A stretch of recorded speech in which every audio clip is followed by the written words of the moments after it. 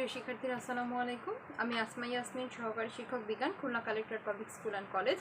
শিক্ষার্থীরা, তোমাদের সপ্তম অ্যাসাইনমেন্টে পদার্থবিজ্ঞানে একটি অ্যাসাইনমেন্ট দেওয়া হয়েছে। আমি চেষ্টা করব আজকে অ্যাসাইনমেন্টে নিয়ে তোমাদের সাথে কিছু আলোচনা করতে, যাতে তোমাদের জন্য অ্যাসাইনমেন্টটি করতে সুবিধা হয়। আমাদের অ্যাসাইনমেন্টটির শিরোনাম হচ্ছে দর্পণের সমাচার, দর্পণ আয়না সমাচার, এবং এটি কিন্তু শিরোনামে লিখতে হবে, অন্য কিছুই নয়, আলোর প্রতিফলন বা এরকম কিছু নয়। শুরুতে আমরা বলছি যে অ্যাসাইনমেন্টের শিরোনাম আমরা লিখব আয়না সমাচার। এরপরে এখানে দেওয়া রয়েছে আমরা বাসায় সাজগোজ করার জন্য সবসময় একটি আয়না ব্যবহার করি। বলা যেতে পারে এই ধরনের আয়না আমাদের নিত্য ব্যবহার্য জিনিস। এবার আয়নাটাকে হাত দিয়ে দেখলে বোঝা যাবে এটি একটি সমতল আয়না বা সমতল দর্পণ। আমরা আয়নাটাকে দেখলে দেখবো যে হাত দিলে দেখা যাবে এটি একদম সোজা, এটি কিন্তু কোথাও বক্রতা নেই, অর্থাৎ গলীয় নয়।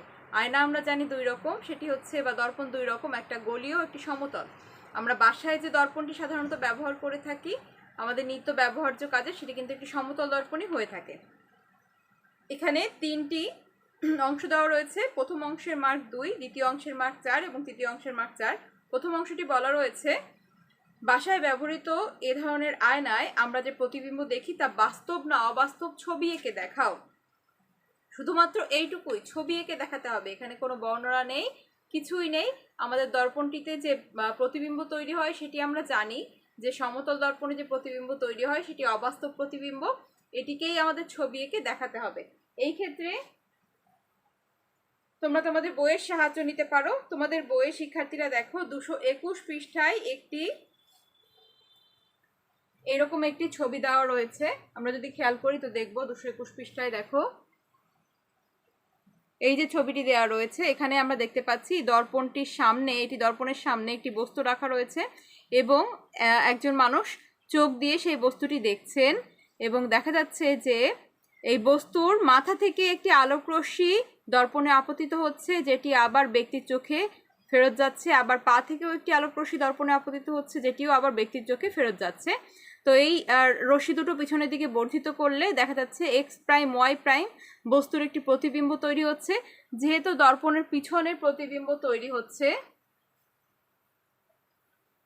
যেহেতু প্রতিবিম্বটি দর্পণের পেছনে তৈরি হচ্ছে, তাই আমরা বলতে পারি যে এটি একটি অবাস্তব প্রতিবিম্ব। অবাস্তব প্রতিবিম্বের বৈশিষ্ট্য আমরা কি কি বলেছিলাম, বৈশিষ্ট্যগুলো আমাদের মাথায় রাখতে হবে যে এটিকে পর্দায় ফেলা যায় না, এটি বাস্তবে তৈরি হয় না, এবং এটিকে ওখানে মিলিত হয়েছে বলে মনে হয়, ওখান থেকে আলোকরশ্মি আসছে বলে মনে হয়, কিন্তু বাস্তবে কিন্তু ওখানে কোনো আলোকরশ্মি বা বস্তুর উপস্থিতি নেই। এভাবে কিন্তু একটি অবাস্তব প্রতিবিম্ব তৈরি হয়। এবং আমাদের যে জন্য 2 মার্ক দেওয়া রয়েছে, এখানে কিন্তু কোনো বর্ণনা বা ব্যাখ্যার দরকার নেই, শুধুমাত্র সমতল দর্পণে একটি যে প্রতিবিম্ব তৈরি হয়, এই প্রতিবিম্বটি আমরা, এই যে ছবিটি আমরা আঁকবো এবং একে আমরা বলবো যে এটি বাস্তব না অবাস্তব, এটুকুই শুধু। আমাদের খ নাম্বারে বলা হয়েছে যে এই ধরনের আয়নার সামনে যদি একটি ছোট্ট বিন্দু এ কল্পনা করি, তাহলে এরও একটি প্রতিবিম্ব তৈরি করো এবং জ্যামিতি বক্সের উপকরণ ব্যবহার করে এ বিন্দুর প্রতিবিম্বের অবস্থান এঁকে দেখাও। তারপর আয়না থেকে এ বিন্দু এর প্রতিবিম্বের দূরত্বের অনুপাত বের করে তোমার ফলাফলের যৌক্তিক মতবাদে তুলে ধরো। এটি কিন্তু খুবই গুরুত্বপূর্ণ একটি বিষয়। এই ছবিগুলো আঁকার ক্ষেত্রে তোমাদের অবশ্যই জ্যামিতি বক্স ব্যবহার করতে হবে, অর্থাৎ ইচ্ছে মতো হাতে আঁকবো, ইচ্ছে মতো দাগ দেবো সেরকম কিন্তু হবে না। আমরা জানি যে এখানে প্রতিফলনের একটা বড় শর্তের মধ্যে রয়েছে আপাতন কোণ সমান প্রতিফলন কোণ, অর্থাৎ জ্যামিতি বক্সের চাঁদা ব্যবহার করে তুমি নিশ্চিতভাবে যতটুকু আপাতন কোণ তৈরি করবে, প্রতিফলন কোণটিও কিন্তু ঠিক ততটুকু তৈরি করবে। এই ব্যাখ্যাটি যে 2 নাম্বার যে খ নাম্বার যে প্রশ্নটি রয়েছে বা কাজটি রয়েছে, এটি কিন্তু আমরা অনেকবার করেছি, তারপরও তোমাদের একটু ধারণা দিচ্ছি। তোমাদের নিশ্চয়ই মনে আছে আমরা এই প্রমাণটি করেছি যে সমতল দর্পণের ক্ষেত্রে বস্তু দর্পণের ঠিক যতটুকু সামনে, প্রতিবিম্ব কিন্তু ঠিক ততটুকু পিছনে তৈরি হবে, অর্থাৎ দর্পণের থেকে বস্তু এবং প্রতিবিম্বের একটা অনুপাত পাবো, যে অনুপাতটি সমান। এই অনুপাতটি বের করে দেখাতে হবে। প্রথমত আমাদের দেখতে হবে যে নম্বর বন্টনটা কিরকম। নম্বর বন্টনের ক্ষেত্রে প্রথমত দেখতে হবে যে প্রতিবিম্বের অবস্থান দেখাতে পারলে তুমি 1 মার্ক, অর্থাৎ ছবিটা এঁকে প্রতিবিম্বটি কোথায় আছে সেটি দেখাতে পারলে 1 মার্ক। 2 মার্ক হবে জ্যামিতি বক্স ব্যবহার করে একে অবস্থান দেখাতে পারলে, অর্থাৎ তুমি যদি খালি হাতে আঁকো তখন সেই ক্ষেত্রে কিন্তু ছবিটার জন্য আমি 1 মার্ক দিব। যদি জ্যামিতি বক্স ব্যবহার করে আঁকো সেই ক্ষেত্রে ছবিটা তুমি 2 মার্ক পাবে। এরপর জ্যামিতি বক্স ব্যবহার করে বিন্দু এঁকে প্রতিবিম্বের অবস্থান, দূরত্ব এবং যে দূরত্বের অনুপাত এটি দেখাতে হবে। অর্থাৎ শুধু আঁকলে হবে না, তোমার বস্তুটা যতটুকু সামনে, প্রতিবিম্ব ঠিক ততটুকু পিছনে, এই মাপটাও কিন্তু অ্যাকুরেট হতে হবে। এই পুরোটুকু হতে পারলে সেটি 3 মার্ক দেব। এবং পরবর্তী আছে জ্যামিতি বক্স ব্যবহার করে বিন্দু প্রতিবিম্বের অবস্থান এবং দূরত্বের অনুপাতের সাথে যে ফলাফলের গ্রহণযোগ্য যৌক্তিকতা, অর্থাৎ আমাদের দেখাতে হবে যে ঠিক যতটুকু সামনে বস্তু ঠিক ততটুকু পিছনে প্রতিবিম্ব, এটি যদি হয় তখনই কিন্তু 4 মার্ক নিশ্চিত হবে। অর্থাৎ আমি চোখে দেখতে পাচ্ছি, চোখে দেখেই বোঝা যাচ্ছে যে যতটুকু সামনে বস্তু ততটুকু পিছনে কিন্তু বিম্ব তৈরি হয়নি, সেই ক্ষেত্রে কিন্তু কোনোভাবেই 4 মার্ক আসবে না। এটি আমাদের মাথায় রেখে কাজগুলো করতে হবে। অনেক সহজ, এটি কিন্তু অনেক সহজ একটি অ্যাসাইনমেন্ট, কিন্তু তোমরা কিন্তু তারপরেও এই কাজটি করবে বারবার, যে তোমরা কিন্তু এই অ্যাসাইনমেন্টটিতে এই ইচ্ছে মতো ছবি আঁকবে, জ্যামিতি বক্স ব্যবহার করবে না এবং দূরত্বটাও কিন্তু দেখবে না। আমি কিন্তু দূরত্ব মেপে দেখেই তবেই নাম্বার দিব। দূরত্বর অনুপাত যদি সমান না হয়, অর্থাৎ যতটুকু বিম্ব ততটুকুই দূরে যদি বস্তু না থাকে, তখন সেক্ষেত্রে কিন্তু ফুল মার্কস দেওয়া যাবে না এবং সেই ক্ষেত্রে অবশ্যই তোমরা ফুল মার্কস আশা করতে পারবে না। তাহলে আমাদের খেয়াল রাখতে হবে। এবং তার আগে যে কাজটি করতে হবে সেটি হচ্ছে আমাদের এটি প্রমাণ করতে হবে যে যতটুকু দূরে বস্তু আছে ততটুকু দূরেই প্রতিবিম্ব তৈরি হচ্ছে। তোমাদের নিশ্চয়ই মনে আছে প্রমাণটা, আমি তোমাদের সুবিধার জন্য আরেকটুবার হিন্টস দিয়ে দিচ্ছি প্রমাণের একটু। আমরা ধরে নিচ্ছি এম এবং এম প্রাইম একটি দর্পণ।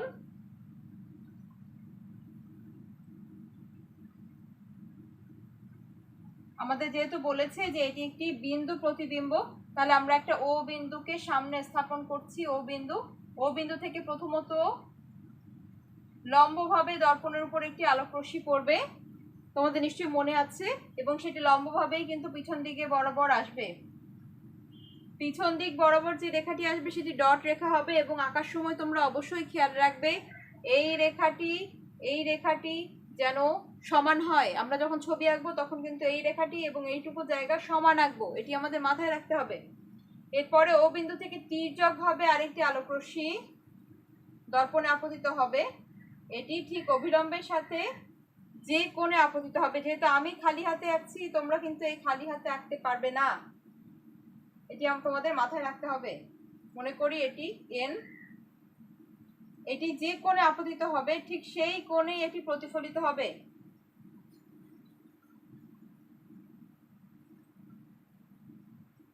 যে কোণে আপতিত হবে সেই কোণে প্রতিফলিত হবে। প্রতিফলন কোণ আঁকার সময় অবশ্যই চাঁদা ধরে এই দুটি কোণকে সমান আঁকতে হবে। এই আঁকাটার ক্ষেত্রে খুবই গুরুত্ব দেওয়া হচ্ছে, যেহেতু তোমরাও কিন্তু অত্যন্ত গুরুত্ব সহকারে ছবিটি আঁকবে। এরপরে আমরা কি করব, এরপরে আমরা এটাকে পিছনের দিকে বর্ধিত করব এবং এটাও কিন্তু ভগ্ন রেখা হবে।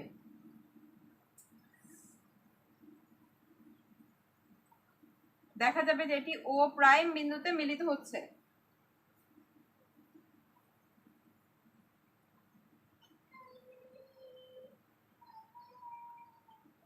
তাহলে এরপরে আমরা প্রথম কাজটি হবে কি, প্রথম কাজটি হবে আমাদের গাণিতিক ব্যাখ্যা দেওয়া। গাণিতিক ব্যাখ্যা আমরা কিভাবে দিব?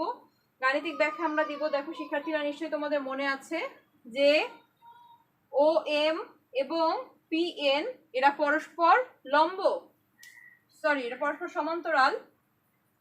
ও এম প্যারালাল পি এন, তাই এবং এটা বলতে পারি পিও তাদের ছেদক, পিও তাদের ছেদক।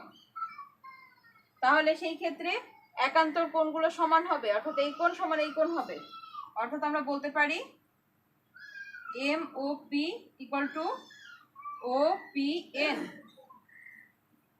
আবার যেহেতু আমরা জানি যে আপাতন কোণ এবং প্রতিফলন কোণ পরস্পর সমান এবং আমরা কিন্তু আঁকবো ঠিক একইভাবে জ্যামিতি বক্স ব্যবহার করে, সেহেতু আমরা বলতে পারি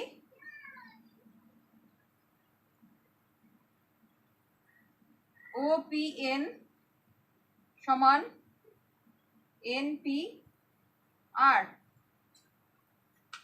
আবার একইভাবে আমরা যদি বলি ও প্রাইম যে রেখাটি এবং পি এন এরা পরস্পর সমান্তরাল, ও ও প্রাইম সমান্তরাল পিএন এবং তাদের ছেদক হচ্ছে ও প্রাইম আর তাদের হচ্ছে ছেদক। সেই ক্ষেত্রে আমরা লিখতে পারি এই কোণ এবং এই কোণ এরা পরস্পর হচ্ছে কি কোণ? অনুরূপ কোণ। অর্থাৎ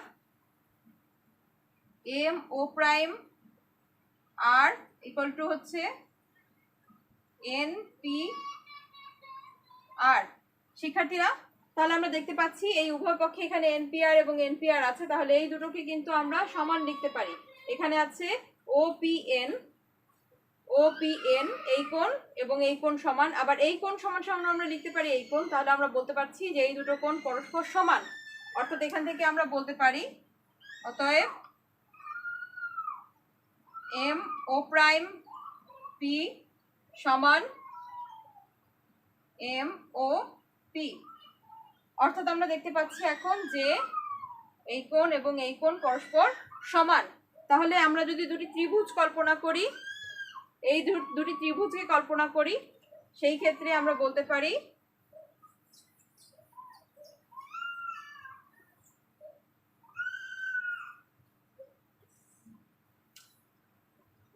ত্রিভুজ ও প্রাইম এম পি ও ত্রিভুজ ও এম পি এ, দুটা ত্রিভুজ আমরা কল্পনা করছি, এই দুটি কোণ সমান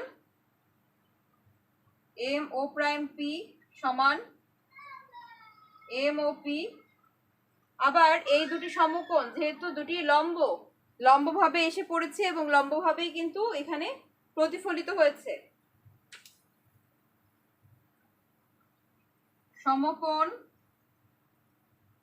সমকোণকে দেখো শিক্ষার্থীরা ও প্রাইম এম পি সমান ও এম পি এবং এম পি হচ্ছে সাধারণ বাহু।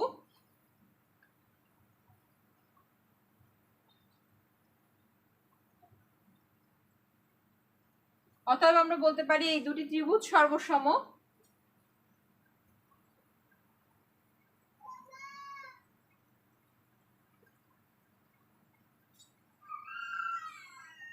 দুটি ত্রিভুজ সর্বসম হলে এর অনুরূপ বাহুগুলো কি হয়? অনুরূপ বাহু এবং কোণগুলো কিন্তু সমান হয়। তাহলে আমরা বলতে পারি ও প্রাইম এম সমান ও এম। অতএব O prime M equal to M. অর্থাৎ আমরা বলতে পারি যে যতটুকু ঠিক সামনে বস্তু অবস্থিত দর্পণের ঠিক ততটুকু পিছনে বিম্ব গঠিত হয়েছে।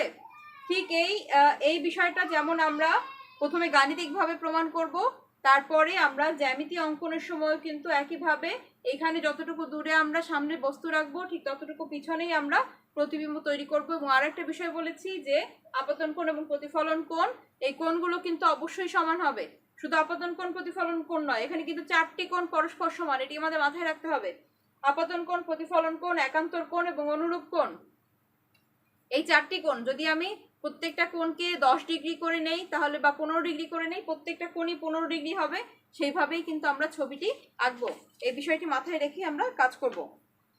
শিক্ষার্থীরা, এরপরে আমাদের গ নম্বরে দিয়েছে এবার একই আয়না ঘড়ির কাঁটার দিকে যেদিকে ঘুরে সেই দিকে অল্প কোণে 5 থেকে 20 ডিগ্রি কোণে ঘুরিয়ে জ্যামিতি বক্সের সাহায্যে এ বিন্দুর প্রতিবিম্ব আঁকো। আয়না থেকে এ বিন্দু ও এর প্রতিবিম্বের দূরত্বের অনুপাত কি একই হবে? ফলাফলের উপর তোমার যৌক্তিকতা আলোচনা করো। অর্থাৎ এই যে আমার দর্পণটা এখন সোজা রয়েছে, এই দর্পণটাকে আমরা 5 থেকে 20 অর্থাৎ 5 ডিগ্রি ঘোরাতে পারি, 10 ডিগ্রি ঘোরাতে পারি, 15 ডিগ্রি ঘোরাতে পারি, 20 ডিগ্রি ঘোরাতে পারি। কোন দিকে ঘোরাবো? ঘড়ির কাঁটার দিকে। অর্থাৎ দেখো বাম থেকে ডানে। অর্থাৎ আমরা এরকম ভাবে দর্পণটাকে এখন সেট করতে পারি। দর্পণটাকে এরকম ভাবে সেট করলেও আমার বস্তুটা কিন্তু ঠিক এই ও অবস্থানেই থাকবে যেখানে আগে ছিল। অর্থাৎ আমার কিন্তু এভাবেই এবার এসে পড়বে আলোক রশ্মি। দেখো শিক্ষার্থীরা, এটি কিন্তু আলোক রশ্মি ঠিক এভাবেই এসে পড়ছে। আমার বস্তুর পজিশন কিন্তু পরিবর্তন হয়নি। তাহলে এবার বলেছে এইবার তোমার যেদিকে ঘুরিয়ে আয়না থেকে যে প্রতিবিম্বের অনুপাত এবং দূরত্বের অনুপাত, মানে আমাকে আবার এই ঘটনাটি একই ঘটনা প্রমাণ করতে হবে। এবং সেই ক্ষেত্রে দেখাতে হবে যে এই ক্ষেত্রেও কিন্তু অনুপাতটি সমান এবং এই ক্ষেত্রেও একইভাবে আমরা সর্বসম প্রমাণটা করব। আমরা ঠিক দর্পণের সামনে এভাবে বস্তু নিয়ে দুটি অনুপাত করে ছবি এঁকে আমরা কিন্তু একইভাবে প্রমাণ করব যে এখানে বস্তুর দূরত্ব এবং দর্পণ থেকে প্রতিবিম্বের দূরত্ব সমান। এই ক্ষেত্রে আমার কি কি কন্ডিশন রয়েছে, শুধু প্রতিবিম্বের অবস্থান দেখাতে পারলে 1 মার্ক, জ্যামিতি বক্স ব্যবহার করে একে দেখাতে পারলে 2 মার্ক, জ্যামিতি বক্স ব্যবহার করে বিন্দু একে প্রতিবিম্বের অবস্থান ও দূরত্ব দেখাতে পারলে 3 মার্ক, এবং একইভাবে জ্যামিতি বক্স ব্যবহার করে বিন্দু একে বিন্দুর প্রতিবিম্বের দূরত্ব অনুপাত নির্ণয় করতে পারলে এবং ফলাফলের যৌক্তিকতা তুলে ধরতে পারলে 4 মার্ক। এই যৌক্তিকতা তুলে ধরা মানেই কিন্তু গাণিতিক করা, মানে যে গাণিতিক অংশটুকু সলভ করে তোমাকে দেখাতে হবে যে সমান, এবং একইভাবে ছবি এঁকেও তোমাকে দেখাতে হবে সমান। তাহলে শিক্ষার্থীরা, এই হচ্ছে আমাদের সপ্তম অ্যাসাইনমেন্ট। আশা করছি তোমরা সঠিকভাবে লিখে জমা দেবে, তাতে তোমাদের ভুলও কম হবে এবং নাম্বারটিও ভালো হবে। সবাইকে অসংখ্য ধন্যবাদ। আল্লাহ হাফেজ।